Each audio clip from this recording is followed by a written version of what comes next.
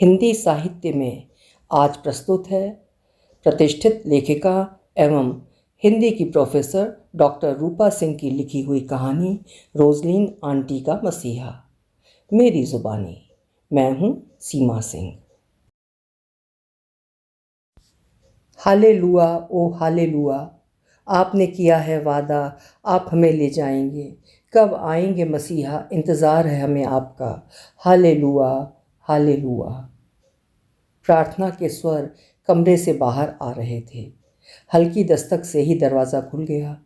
सामने कैंडल की मध्यम लौ में झिलमिलाते श्राइन के सामने खुले हुए अपने लंबे बालों के साथ जेनी गा रही थी। जिस भाव में लीन उसका नुकीला चेहरा मुझे दीख पड़ा, उससे मुझे रोजलिन आंटी की याद आ गई। कमरे में आकर किताबों की रैक से मैंने उनकी डायरी निकाली और उन पंक्तियों को फिर से पढ़ गई जिन्हें अब तक न जाने कितनी बार पढ़ गई हूँ मैं। मसीहा तो आया था, लेकिन तब तक स्याह घुंघराले बालों का रेशा भी कहाँ बचा था मुंड पर। सुंदर वात्सल्य से भरी नर्म छातियाँ कैसे ब्लाउज से निकली दो खाली शीशी की तरह लुढ़की हुई थीं। स्वस्थ सुंदर गोरा पेट पिचका पड़ा था। शरीर पर मक्खियाँ भिनभिना रही थीं और होंठ बुदबुदा रहे थे।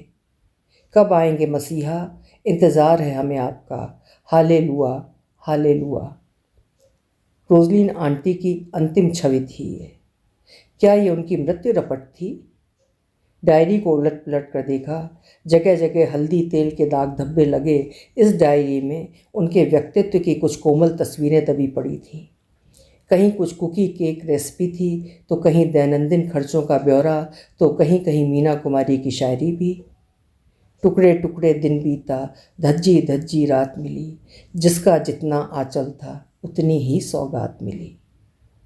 डायरी के अंत में एक संकल्प था, मनु के अक्षरों में। किसी दिन मुझे जो मिल जाए मैसी साहब, उनका वो बुरा हाल करूँगा कि उनके फरिश्ते भी याद रखेंगे। अचरज तो ये था कि जिस लड़के को पुजारियों पादरियों प्रार्थनाओं से इतनी चिढ़ थी, वो एक धर्मपरायण कैथोलिक ईसाई लड़की पर इतना फिदा कैसे हुआ। शादी तक का फैसला कर लिया। जेनी की तरफ से हाँ ही थी। अपने परिवार से उसे अधिक आज़ादी थी या इतना लगाव न था, इस बात का हमें पता नहीं। मैं और मनु ने उच्च शिक्षा पाने के लिए जी तोड़ मेहनत की थी।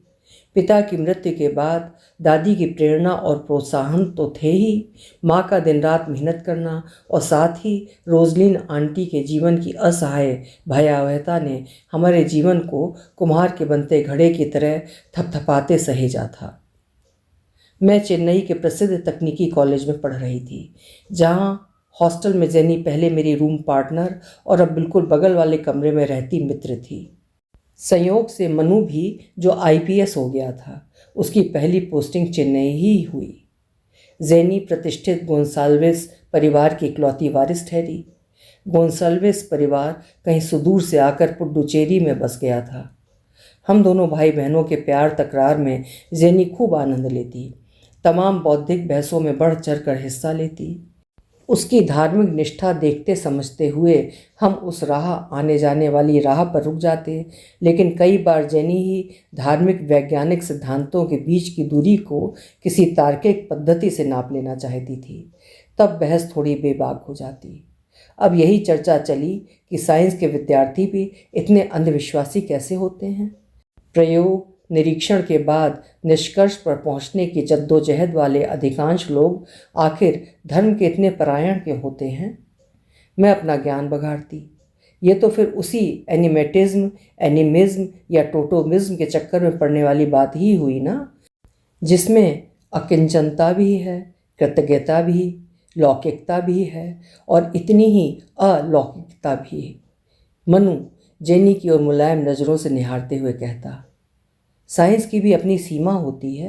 अधिकांश तत्वों की वैज्ञानिक जानकारी के बाद भी बहुत कुछ शेष रह जाता है। अज्ञात उसका संचालन करता है और फिर वही ईश्वर नाम से संबोधित होने लगता है।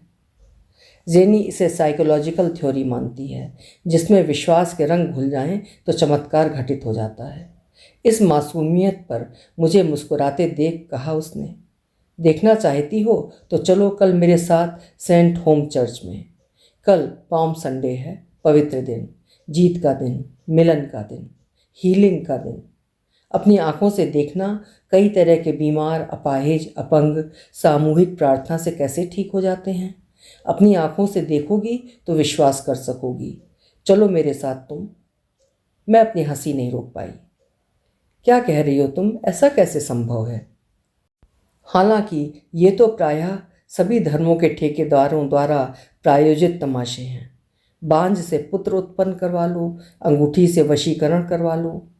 मेरा स्वर थोड़ा तीखा हुआ, लेकिन उस समय जेनी की सीपियों जैसी निष्कलुष भावपूर्ण आंखें ऐसी सम्मोहित कर रही थीं कि ये जानते हुए भी कि सामूहिक प्रार्थनाएं, सार्वजनिक घोषणाएं भीड़ भरे वातावरण को कुछ देर के लिए अविष्ट कर भी ले, जिसमें कोई धूर्त अपनी जादुई कमल खिला ले, तब भी सच क्या है सब इसे जानते समझते हैं। मैं चुप हो गई। दरवाजे पर दस्तक की थाप सुन मैं चैतन्य हुई। डायरी को वापस किताबों के नीचे सरका कर दरवाज़ा खोला। जेनी खड़ी थी। उसके अभी आने का संदर्भ समझ मैंने मनु से चर्चा की। वो हंसने लगा। कहा, हमारी भी एक टीम वहाँ शांति बनाए रखने के लिए होगी। भीड़ तो होगी ही, तू चली जा। हाँ, जेनी के साथ ही रहना। कुछ नहीं तो जेनी के मम्मी डैडी से ही मुलाकात हो जाएगी। वे भी वहाँ आ रहे हैं। जेनी ने भी ये सुना और विदा देकर अपने कमरे की ओर चली गई। मौसम में आज खुनक थी, मानो बरसात होने वाली हो। आसमान में काले बादल नन्हे शावकों की तरह चंद्रमा से खेल रहे थे। मध्यम हवा में झूलते पर्दे सफ़ेद कुर्ते पाजामों से लैस लंबी आकृति वाले व्यक्ति की छवि प्रतीत हो रहे थे। जैसे उन्हें तनिक परे सरकाया, खिड़की से सफ़ेद चांद एकदम अंदर चला आया और मैं किसी ट्रॉमा मरीज की तरह भय से काँप उठी। लगा पत्थर वाली सफ़ेद गोटियों सी आँख वाले मैसी साहब उस दिन की तरह एकाएक सामने आ गए हों। मैसी साहब रोजलिन आंटी के हस्बैंड थे। रोजलिन आंटी उस हॉस्पिटल में नर्स थीं जहाँ पापा का इलाज चल रहा था। नुकीले चेहरे, लंबे घने बाल, पतली कदकाठी, एकदम हमारी माँ जैसी दिखने वाली। स्वभाव तो माँ से भी अधिक सुघड़ था। गर्भवती होने के बावजूद मरीजों की एक पुकार पर वे दौड़कर उनके पास फुर्ती से पहुंच जाया करती। पापा की करहा सुनते ही वे भागी आती, उन्हें करवट बदलने में मदद करती। निरीह माँ के रुआसे चेहरे को थपथपाती, दादी की आंखों से आंसू पोंछती। वे हम सबकी बेहद अपनी हो आई थीं। घर अस्पताल के समीप था। शाम में अक्सर अपने साथ अपनी तीनों बेटियों को भी वे ले आती। हम प्रायः हम उम्र थे। मैं 4 साल की, वे भी 4, 3 और 2 वर्ष की थीं। हम सब में सबसे बड़ा और समझदार मेरा भाई मनु था, जिसकी उम्र उस समय 7 वर्ष की रही होगी। इस साथ के कारण बचपन बड़ा प्यारा बीता। उन बच्चियों को मनु भैया गोरकी बिलाई नंबर 1, नंबर 2 और नंबर 3 पुकारता। बीच वाली का चेहरा तनिक नुकीला था, माँ की तरह। बाकी शरीर से तीनों गोल मटोल सचमुच की गोरकी बिलाइयाँ ही थीं। घने बालों वाली, मासूमियत से भरी, कौतूहल जड़ी अँखियों वाली। कस्बे के बेहतर सरकारी स्कूल की सख्त अनुशासन प्रिय प्रधानाध्यापिका हमारी दादी को भी वे जब तब विरल ममता से भर देती। उनकी पढ़ने वाली घुमावदार कुर्सी को चारों ओर घेर हम पहाड़ों का रट्टा मारते गली में फेरी वालों की आवाज़ सुनते ही मनु की सिखाई पंक्तियाँ दोहराते। जल्दी 6 एक पैसा दे दे, तू कंजूसी छोल दे, दादी तेली मोलनी को मोल ले गए। हंसती मुस्कुराती दादी कलम एक ओर रख हम चारों को अपने अखबार में समेटती हुई कहती, जरूर मिलेंगे पैसे, लेकिन पहले अपने वाला गीत तो सुनाओ बच्चों। ईसा के छोटे जादूगर बौनों की तरह टुक टुक करती तीनों लड़कियां लाइन में खड़ी हो जाती, सिर झुकाती, डगमगाती, एक दूसरे का हाथ झुलाती शुरू हो जाती। Jingle bells jingle all the way, oh but fun it is to tight in a one-horse open sleighs, jingle bells. छोटी बच्चियों के मुंह में चिंता करते हुए इनकी सुरक्षा बाबत उन्होंने पूछा भी था रोजलिन आंटी से, रात बिरात को तेरी ड्यूटी में इनकी देखभाल कौन करता है? इन तीनों के होते हुए भी और बच्चों की दरकार क्यों पड़ी तुझे? मुझे नहीं, मैसी साहब को चाहिए।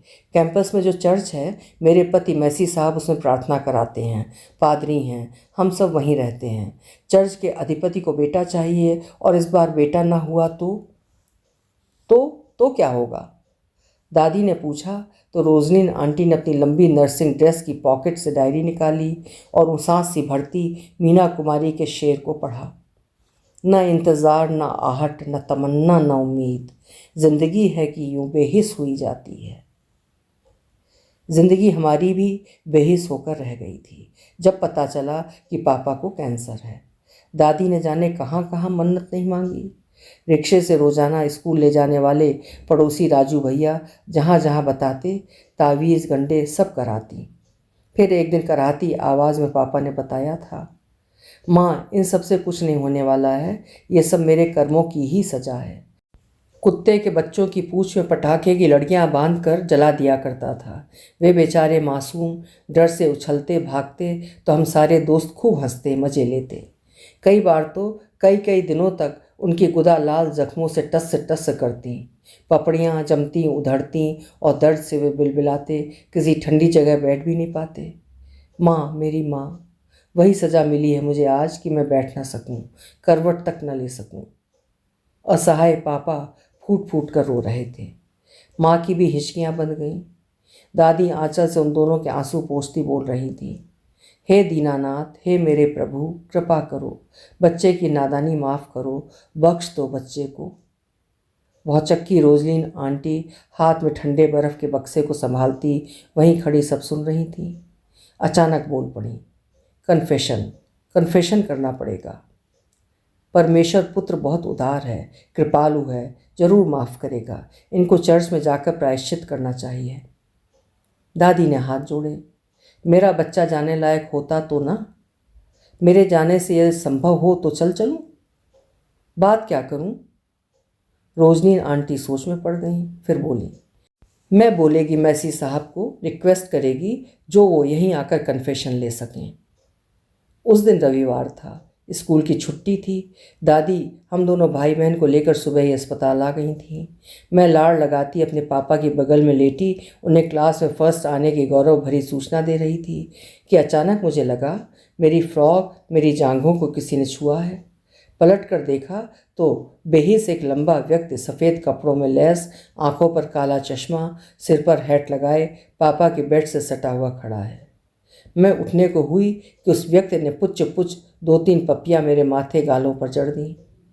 छी! उंगलियों से गाल रगड़ती जो उठना चाहा कि कोहनियों से उनका काला चश्मा टकरा कर दूर जा गिरा। और फिर एक भयानक चीख थी मेरी। एक आंख सफ़ेद पत्थर की, निश्चल भाव विहीन, होंठों पर अजीब तिरछी मुस्कुराहट। रोजलिन आंटी ने फुर्ती से मुझे बाहों में ले लिया और बाहर चली आई। यही मैसी साहब थे। कई दिन तक उनके सिर के तेल की गमक और पत्थर की सी भावहीन सफ़ेद आंखें मुझे सहराती रहीं।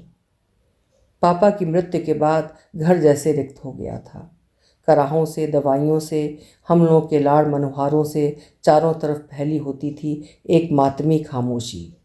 ऐसे में रोजलिन आंटी और रिक्शा वाले राजू भैया हमारा सहारा बने। जब तब वे अपनी ड्यूटी समाप्त कर हमारे घर आ जाते। राजू भैया दादी की पुकार लगाते ही उन 3 नन्ही बच्चियों को ले हमारे घर पर आ जाते। वे एक दूसरे का हाथ थामे नन्हे डग भरती चली आती और सूना घर रौनकों से भर उठता। राजू भैया पढ़े लिखे ना थे, लेकिन पापा के साथ रेडियो पर बड़े चाव से पुराने गानों को सुनने गुनगुनाने का चाव उनके खुरदरे चेहरे को एक रोमानी आर्द्रता से घेरा रहता। आसपास की किसी खोली में रहने वाले 37-38 वर्षीय राजू भैया अपने रिक्शे, रेडियो और गली के लंगड़े कुत्ते रॉकी से बड़ा प्यार करते। सुबह स्कूल के समय भले रिक्शा निकालने में उन्हें देर हो जाए, रात वाले बनियान पजामे में ही निकलना पड़े, लेकिन रॉकी को भर कटोरा दूध और ब्रेड दिए बिना वे बाहर नहीं निकलते। रेडियो को खोंचते आगे के हैंडलों पर कि दादी का क्रोध शुरू हो जाता। ओ खसमानू खाना छेत्ती कर। मुझे तो अब भी यही लगता है कि हिंदी प्रायः न जानने वाली रोजलिन आंटी आखिर मीना कुमारी की शायरी की ऐसी दीवानी कैसे हुई। ये जरूर राजू चाचा की ही करामात रही होगी। जब रोजलिन आंटी को देख वे गुनगुनाते, पिया ऐसो जिया में समाए गयो रे। दादी हंसती और प्यार से गाली देती, ओए नासपिट्टे, जो सुन लेंगे मैसी साहब तेरे टुकड़े कर डालेंगे। रिक्शे पर तेजी से पैडल मारते हुए कहते, बेबे आया तो था वो मेरी खोली पर अपने दल बल के साथ, कहने लगा, चल बपतिस्मा ले ले, रॉबर्ट बन जा। रिक्शे के बदले बैटरी से चलने वाली गाड़ी खड़ी हो जाएगी दरवाजे पर, नई नई छोकरियां मिलेंगी और फिर तुझे पादरी बनाएंगे, खूब पैसे मिलेंगे। दादी का दिमाग गर्म हो जाता। कहती, तू किन चक्करों में रहता है पुत्र, अपने काम पर ध्यान रख, देखता नहीं है खुद उसकी घरवाली और बच्चे कितने कष्ट में हैं। उधर रोजलिन आंटी के आगमन ने हमारे घरेलू कार्यों के भार को बहुत कम कर दिया। डायरी से पढ़ पढ़कर कभी नरम केक तो कभी गर्म हलवा, कभी बेसन की बर्फ़ी बनाकर तो कभी माँ को चूल्हे के पास से हटाकर हम सब के लिए गर्मा गर्म फुलके सेक देती। थकी हारी दादी जब रोटी खाने बैठती तो वे उन्हें रोक देती। नहीं नहीं, अभी नहीं, पहले प्रेयर। अब तो आदत हो गई थी। हम सभी बच्चे खुले से उस बड़े आंगन में बिछी चौकी को चारों तरफ घेर आंखें मूंदे हाथ जोड़े खड़े हो जाते। आंटी पहले तो गर्दन पर बहाए पसीने को आंचल से पोंछती, फिर फूले हुए पेट को ढांप कर घने बालों का जूड़ा खोल कंधों पर फैला लेती, सीने पर क्रॉस बनाती, आंखें बंद करती और फिर मानो मानो प्रेम, आकांक्षा और कृतज्ञता का भाव चारों तरफ बरसने लगता। साक्षात मदर मरियम की आवाज़ मीठी धुन की तरह गूंजने लगती। Our father who art in heaven, hallowed by they name. हल्के हाथों अपने पेट को नेह से थपथपाती वे फिर गाती, thy kingdom come, give us this day our daily bread, who deliver us from evil. और जैसी प्रार्थना समाप्त होती, हम सभी भोजन पाने की लालसा से भरे मुक्त कंठ से आमीन आमीन बोलते प्रेयर को उसकी भाव मंजिल पहुंचा देते। बाल स्मृतियों ने मन को अजीब सी खामोशियों से भर दिया। कोई गहरा संताप कांपता सा बार बार उभरता था कि मैंने हाथ बढ़ाकर वो डायरी फिर से अपने हाथों में थाम ली। प्रार्थनाओं से भरी हुई डायरी, आशा और उम्मीद से भरी प्रार्थनाएं, सुरों के सधे क्रम थे और साथ ही था एक छोटा सा black and white passport size का उनका फ़ोटो, जिसके ऊपर हरे इंक से लिखा था, the Lord is my shepherd. Photo पन्ने के साथ चिपक गई थी, जिसे बलपूर्वक उखाड़ने से प्लास्टर की तरह उनके चेहरे की परत भी उखड़ जाती। सदा के लिए गौर से देखा मैंने। ये रोजलिन आंटी से अधिक ज़ेनी लग रही थी। वही नुकीला चेहरा, काले घने बाल, वही मुख साम्य, वही समर्पण और वही आस्था भाव। अब मेरा ध्यान दूसरे रुख की ओर भटका। कौन जाने मनु भैया को भी इसीलिए अपनी खो गई कोई बिलाई मिल जाती हो, या कौन जाने रोजलिन साम्य को इस बार बचा लेने का उसका कोई छिपा उत्कट आवेग रहा हो। माँ से दादी कहती थी, ये तो हमारे घर को क्रिस्तान बना देगी, राजू को रॉबर्ट बना देगी और मनु को क्या जाने मैंड्रेक ही बना दे। फिर तुम सब साथ मिलकर जाना मरियम माता के मंदिर, जय जय मरियम माता, जय जय माँ। खफा होती दादी कर्कश हो उठती। माँ फिर अपनी सघन आवाज़ से उन्हें दिलासा देती, इस घर का रखवाला वही है, ऊपर वाला चाहे जिस रूप में आ जुड़ें। हमारे 33 करोड़ देवी देवता हैं, एक यीशु मसीह हैं और मदर मरियम और भी जुड़ जाएं तो क्या फ़र्क पड़ता है माँ। रोजलिन आंटी ने ही दादी से जिद कर माँ को नर्सिंग ट्रेनिंग के लिए तैयार किया। दादी डरती थी, मेरे लोग हमें चबा जाएंगे कि बेटी को खुले बाजार में भेज दिया है, उसकी कमाई से घर चलाया जाएगा। अपनी लंबी चोटी झटके से आगे करती, खुल गए रिबन के फूल को बांधती वे बोली थी, फिर जाओ दे आओ उनको बच्चे भी और बेटी भी। यहाँ तो अपनी संतान को लोग 2 पैसों के लिए बेचने के फिराक में हैं। वे लोग बैठे बैठे तुम्हें रोटी दे जाएंगे। तुम कितने दिन और जीवित रहोगी बताओ तो। और कोई नहीं पूछता है अम्मा, देख मेरी 3 लड़कियाँ हैं और फिर से मेरे पेट में बच्चा डाल दिया। खुद कमाती हूँ, कमा कर देती हूँ, कितना जुल्म सहती हूँ, देखती नहीं। टूटी फूटी हिंदी में रोजलिन आंटी अपने आक्रोश निकालती। मौका देखते ही दादी ने तरकश से तीर निकाले, फिर तू क्यों नहीं छोड़ देती उसको? तेरी कमाई खा रहा है रात दिन, बच्चों की सेवा कर रही है तू और वो लफंगा। और यक बयक चुप हो जाती दादी, जैसे उन्हें उसके चरित्र के बारे में कुछ सुनी हुई शंकाएं थीं। बिंद गई थी बींधनी, और फिर उसकी आवाज़ न थी, रगों से टपकता लहू था। ठीक कह रही अम्मा तू, मुझे पहले ही समझ लेना था और निकल जाना था। धीरे धीरे तो मैं फिर सुरक्षा चक्र के मुंह में फंसती गई। उसने कहा कि देख मैं रक्षक हूँ तेरा और तेरी बेटियों का, मैंने मान लिया, मुझे भी सुरक्षा और संरक्षण चाहिए थे। इसके साथ चक्र बढ़ते गए, भय के खतरे बढ़ते गए, इज्जत का भय, देह का, लोगों का, लालच का, और फिर भ्रम। बेटा पैदा कर, बेटा होने मात्र से ज़मीन का ही टुकड़ा, चर्च, सब तेरे ही तो होंगे। मैं भरमा गई थी। होता तो सब कुछ उसी का अम्मा, लेवल तो उसी का था, परिवार उसका, स्त्री, धर्म, इज्जत, भूमि, सब उसके। लेकिन मुझे आगे कर दिया गया। आ गई मैं झांसे में। मैं तो अकेली सब कर ही रही थी। माँ ने नर्सिंग कॉलेज में एडमिशन ले लिया। 4 साल की ट्रेनिंग थी, उन्हें अक्सर हॉस्टल रहना पड़ता।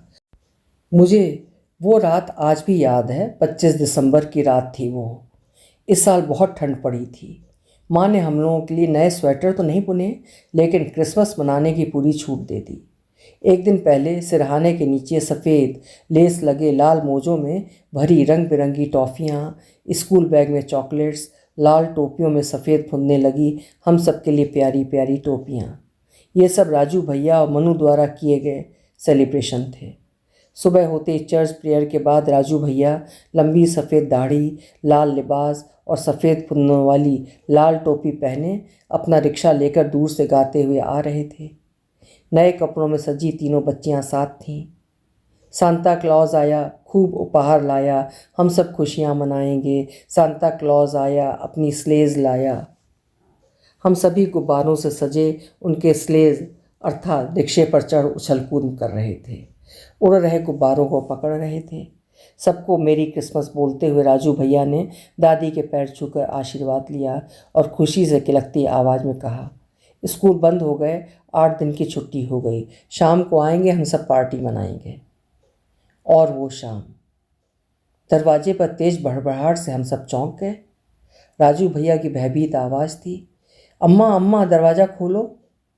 दादी ने झटके से उठकर दरवाज़ा जो खोला, फड़फड़ाती रोजलिन आंटी उनकी बाहों में आ गिरी। उनकी दुर्दशा देखी नहीं जा रही थी। हम भाई बहन पार्टी की आस लिए मिचमिचाती आंखों से उन्हें खाट पर लेटाते देख रहे थे। सदा सलीके से सदा उनका आंचल जमीन पर घिसट रहा था। बुशर्ट समान लंबी आस्तीन का ब्लाउज उधड़ा हुआ था। काली जटाएं खुली पड़ी थीं।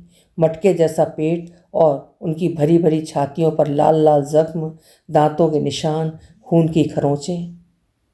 जिस मनु ने पापा के मरने पर अपने रुदन को कंठ में अवरुद्ध कर लिया था, वो आज मर्मांतक चीख के रूप में बाहर निकला। राजू भैया भी रो पड़े। इसी जगह तो सिर टिकाकर रोजलिन आंटी ने हम दोनों बच्चों को, उनकी माँ को, दादी को दुनिया भर का ढाढ़स दिया था। रोजलिन आंटी बड़बड़ा रही थी। हमें लगा प्रेयर के शब्द हैं, लेकिन ये तो दुर्वचन थे। वहशी दरिंदा मुझे चबा डालेगा, अम्मा मुझे बचा लो। जब से उसे पता चला है बेटा नहीं है पेट में, वो गला घोंट डालना चाहता है हम दोनों का। बचा लो अम्मा मुझे, मेरी बच्चियों के लिए बचा लो मुझे। दादी ने हौसला दिया। राजू भैया की मदद से टांग टूंग कर उन्हें अस्पताल ले जाया गया। बच्ची तो नहीं बचाई जा सकी, रोजलिन आंटी की जान किसी तरह बची। दादी ने सचमुच हौसला किया। मैसी साहब के आते ही भूल गई कि भगवान का भक्त है, पाप लगेगा। जूतियाँ उतारी अपनी और हाथ में लेकर कहा, अब कभी जो सुना या पता चला कि इस लड़की पर तूने हाथ उठाया या किसी तरह का हमला किया तो पूरे स्कूल वालों को बताऊंगी कि कितना बड़ा कुत्ता है तू। दादी की दबंग आवाज़ और अपने अपराध कर्मों से सहमे पादरी साहब ने हाथ जोड़कर गिड़गिड़ाते हुए माफ़ी मांगी और रोजलिन आंटी को बच्चियों समेत वापस अपने घर ले गए। वैसे तो अब सब ठीक दिखता था, लेकिन उन सब से हमारे मिलने जुलने की उन्होंने पाबंदी लगा दी। माँ रोजलिन आंटी की मित्र थीं और उन्हीं की बदौलत 4 पैसे कमाने लायक बनी थीं। ट्रेनिंग के दौरान उनसे मिलती रहती और घर आकर बताती थीं। रोजलिन बहुत कमज़ोर हो गई है। मैसी साहब ज़्यादा कुछ बोलता नहीं है, लेकिन उसकी नीयत बच्चियों पर ठीक नहीं है। वो कभी भी उन्हें नन बनने के लिए कहीं भी देकर आ सकता है। रोजलिन डरती है और कहती है कि नौकरी छोड़ दूंगी, कहीं उसकी अनुपस्थिति उसकी बेटियों के लिए काल न बन जाए। दादी सब सुनती थीं और आंखों में आंसू भरकर अपने गुरु महाराज जी से उसके और उसके बच्चों के लिए खैर खैरियत मांगती थीं। माँ की ट्रेनिंग के समाप्त होते ही कस्बे से बाहर महानगर में सरकारी अस्पताल में उनकी नौकरी लग गई। हम दोनों भाई बहन ने पढ़ने में अपनी मेहनत और प्रतिभा को लगभग झोंक दिया। दादी भी रिटायरमेंट के बाद कुल 2 वर्ष जीवित रह सकीं। सारी जिंदगी संघर्षों को अपने कंधों पर ढोती, पापा के जाने का दुख, जवान बहू का गमगीन चेहरा, हम बच्चों की सही परवरिश और उधर रोजलिन आंटी के बढ़ते पागलपन की खबरें। क्या क्या झेलती वे। हाँ, पागल ही हो गई थी रोजलिन आंटी। राजू भैया जब अंतिम पेंशन के लिए मृत्युशैया पर पड़ी दादी के दस्तखत लेने आए तभी उन्होंने बताया। चर्च की दीवारों से चीख उभरती थी, मारपीट होती थी। आप लोगों के वहाँ से चले आने के बाद उधर कोई झांकने भी नहीं जाता। धीरे धीरे उनकी बेटियां लापता हुईं। एक बार हिम्मत करके मैं गया तो कई लोगों ने मुझे घेर लिया। रोजलिन को भी बुलाया गया। तब मैंने कहा भी, रोजलिन की देखभाल मैं करूँगा, सिर्फ ये हक दे दो। लेकिन नहीं रे अम्मा, लोगों को अंदर के धर्म से मतलब ही नहीं है रे। बस किसी इल्म, किसी किताब से ही चलना होगा। चाल चलन से धार्मिक होना जरूरी नहीं होता है क्या? मैंने उन्हें फुसलाना चाहा, कहा कि मैं ऊपर ऊपर से हिंदू हूँ, अंदर से ईसाई हूँ, क्योंकि वैसा ही प्यार करुणा मेरे अंदर भी है। लेकिन उनके हाथों में लाठियाँ थीं। कहा, ठीक है, फिर तू बपतिस्मा ले ले, रोजलिन को भी रख और छोकरियाँ भी मिलेंगी। रोजलिन तो इस सुनते ही पागलों की तरह चिल्लाती वहाँ से भागी। अब तो कई बार बिना कपड़ों के दरवाजे से बाहर भाग आती है। पड़ोसियों ने एक लंबा चोगा डाल दिया है गले में। घर के सामने पीपल के नीचे पड़ी रहती है और जाने क्या क्या बोला करती है। कोई पास से गुजर जाए, उंगली के इशारे से बुलाती है। चोगा उठाकर अपने फूले हुए पेट को दिखाती है और गाती है, मसीहा आएगा, मसीहा आएगा, हालेलुया। अशक्त दादी तड़प कर खाट पर उठ बैठी, लेकिन ताप न झेल पाने से पुनः उस पर गिरते हुए कातर आवाज़ में कहा, बेटा उसे ले आ, यहाँ हम रखेंगे उसे, हमारे साथ रह लेगी वो भी। मनु भी गया था राजू भैया के साथ, लेकिन तब तक सब खत्म हो चुका था। ग्रेव यार्ड में दफन कर आया था वो उन्हें। मनु की गोरी बिलैयाँ गायब थीं, मैसी साहब फरार थे। मनु जब वापस लौटा, उसके हाथों में रोजलिन आंटी की यही डायरी थी, जिसे दादी की ओर उछालते उसने कहा, संभाल कर रखना इसे, छोड़ूंगा नहीं इस मैसी साहब के बच्चे को, कभी कहीं जो मिल जाए मुझे। दादी के मरने के बाद वो डायरी मैंने रोजलिन आंटी की अंतिम याद समझकर अपने पास संभाल ली, जिसके अंतिम पृष्ठ पर मनु के संकल्प के ठीक पहले मीना कुमारी का शेर उनकी राइटिंग में दर्ज था। आगाज़ तो होता है, अंजाम नहीं होता, हर शख्स की किस्मत में इनाम नहीं होता। दिन डूबे हैं या डूबे रात लिए कश्ती, साहिल पर मगर कोई कोहराम नहीं होता। कोहराम मचा हुआ था। पाम संडे को विशेष शिविर लगाए जाने के कारण सेंट होम चर्च में भारी भीड़ ने कोहराम मचा रखा था। जेनी के माता पिता भी चूँकि अतिथि थे, इसलिए जेनी ब्रेकफास्ट के बाद सुबह ही चर्च चली गई थी। मेरी तबीयत ठीक न थी, लेकिन जेनी का मन रखने के लिए और भाई की हिदायत के कारण मैं दोपहर बाद वहाँ चली गई। हजारों की भीड़ थी, भयानक शोर शराबा, पुलिस की सशस्त्र तैनाती भी दिखी। मेरी हिम्मत बढ़ी और किनारे लगे रेलिंग के सहारे सरकती मैं आगे मंच की ओर बढ़ने लगी। मचान जैसे बड़े मंच पर सफ़ेद लंबे कपड़ों में विभिन्न आयु वर्ग के कई लोग हाथ में माइक पकड़े प्रार्थना के गीत गा रहे थे। ग्रे रंग के वस्त्रों में सिर पर नर्सों की तरह ही स्कार्फ बांधे अनेक युवतियां भी थीं, शायद नन हों। अनुयायियों की अपार भीड़, बीच बीच में मंच का माइक जनता की ओर करके जोर से एक ध्वनि गाई जाती, हालेलुया हालेलुया। भारी भीड़ अविश्व स्वर में चिल्ला उठती, आमीन आमीन। भक्ति के आवेश से भरी जमघट से अचानक कोई चीत्कार उठा। भीड़ का एक समूह और मंच पर उपस्थित दिव्य जन एक साथ उधर टूट पड़े। देखते देखते बैसाखियों पर घिसटता एक व्यक्ति बैसाखी छोड़ संभलने का प्रयास करता मंच की ओर बढ़ा। वो चीख रहा था, मुझे मेरे पैर मिल गए, देखो देखो यीशु की कृपा में चलने लगा। उसके चल पाने की जादुई क्षमता से सभी चमत्कृत थे। कोलाहल थम गया था और फिर करतल ध्वनि से प्रसन्नता का इजहार करते भावमग्न लोग प्रार्थना गाने लगे, यीशु आया, यीशु आया, हमारे कष्टों को दूर करने, पुत्र परमेश्वर का आज धरा पर आया, हालेलुया हालेलुया। मैं उसी अपंग तक पहुंच जाना चाहती थी कि देखूं ठीक से, सचमुच जादू हो गया है कि भीड़ से एक फिर चीत्कार उठी। मेरी आंखें आ गईं, मुझे सब दिख रहा है। प्रभु तेरा धन्यवाद, परमेश्वर पुत्र शुक्रिया तेरा। एक अधेड़ व्यक्ति दोनों हाथ ऊपर उठाए खुशी से छलांग लगाता मंच की ओर बढ़ा रहा था। आहा मेरी आंखें मसीहा, मसीहा ने वापस कर दी। हालेलुआ हालेलुआ। मैं अवाक। विज्ञान भी यहाँ अवाक हो जाता होगा। एक ऊर्जा मानो सबका स्पर्श करती गुजर रही थी। तो क्या विज्ञान की भूमिका केवल ब्रह्मांड का पता लगाना और ये समझना है कि वहाँ क्या है? लेकिन वास्तव में उन्हें साबित करने के लिए आस्था के मामलों में वो गहराई तक नहीं जा सकता। जाने देने की अनुमति उसे शायद मिलेगी भी नहीं। हमारी प्रायः सभी संस्कृतियों में धर्म नायकों, उद्धारकर्ताओं, महापुरुषों, महानायकों और देवताओं की कहानियाँ भरी हुई हैं। ज़ेनी ने सामूहिक आस्था में चमत्कारों के पनपने को सामूहिक समर्थन मिलने जैसे संकेतों की बात की थी। इस ख्याल के आते ही मन में तुरंत दूसरा ख्याल भी कौंधा कि आखिर ज़ेनी है कहाँ, कैसे उसे ढूंढूं। मंच के और करीब सरकती मैंने देखा, उत्साह और खुशी में सब अपने लोगों को पकड़कर चूम रहे हैं, झूमते हुए गीत गाए जा रहे हैं। और तभी देखा सफ़ेद वस्त्रों वाला एक लंबा व्यक्ति किसी युवा लड़की को सख्ती से थामे मेरी बेटी कहता चूमने की कोशिश कर रहा है। वो युवती उसकी पकड़ से निकलने की भरमार कोशिश कर रही है। अनुयायी माइक पर चिल्ला रहे हैं, देखो देखो, बिछड़ी हुई बेटी बरसों बाद अपने पिता से मिल गई। मैंने देखा प्रतिष्ठित गोंसाल्विस परिवार भी इस उन्माद में शामिल है और इस चमत्कृत पल पर आह्लाद से चीख रहा है। ये तुम्हारी बेटी है फादर, तुम्हारी अपनी बेटी। तुम्हारी और बेटियां किधर है मैसी? अब तो सब जवान हो गई होंगी। आसपास के लोग ये सुनकर हंस रहे हैं, उन्हें घेर कर गा रहे हैं। एक बेहयाई चारों तरफ झड़ती है कि मैं धक्का देती हूँ, युवती को निकालना चाहती हूँ उस हुजूम से, उनकी कुत्सित चीखों से उसे बचा लेना चाहती हूँ।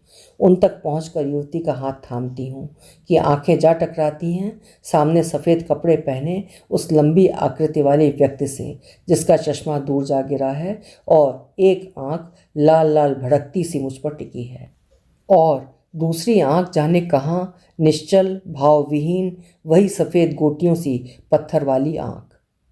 मन तो किया झपट्टा मारूं और उंगलियों से खोद कर निकाल फेंकूं उसकी इस निर्मम पाषाण आँख को, लेकिन ये तो आगाज़ होता, अंजाम नहीं।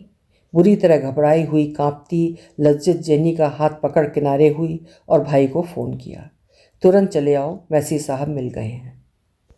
प्रेयर पूरे ज़ोर शोर से चल रही थी। आपने किया है वादा, आप हमें ले जाएंगे, कब आएंगे मसीहा, इंतज़ार है हमें आपका। हालेलुआ हालेलुआ। अभी आप सुन रहे थे डॉक्टर रूपा सिंह की लिखी हुई कहानी रोजलिन आंटी का मसीहा। उम्मीद है ये हृदय स्पर्शी कहानी आपको भी पसंद आई होगी। अगर पसंद आई है तो लाइक ज़रूर करिएगा और चैनल भी सब्सक्राइब करिएगा। कल फिर मिलेंगे। आपका समय शुभ हो।